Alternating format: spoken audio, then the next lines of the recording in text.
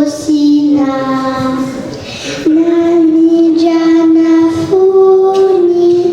zazamuchuchuni chiazaza nije sosina.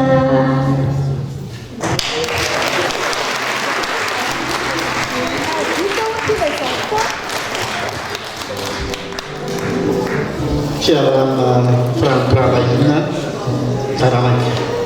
izao vavakytsika Andriamanitra io nampatsihivina ny androany hoe indray tsara sady mahafinaritra raha ny mpirarahy no miara-monina fankaty zany ary miara-mifary tahaka izay nataony teto sorona ianao ny zavatra rehetra niseho teto satria manamafy mampiraitam-po anao tsirairay avy eo amin'i Jesosy zany dia ianao no ampitoetra ty anatinay zany fifaliana ny fanantenana izany azahoanay miaritra amin'ny fahorona rehetra izay avelana mitranga ary indrindra maharitra amin'ny fivavahana izay miantsoana ao anay androkolonay ny fandraisanay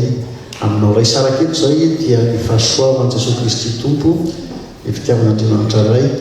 ary ny firaisana sy ny fampiraisana avy amin'ny fanamasina omba ny tsirairay avy tombon-tokantrano samy manana ny azy. Misa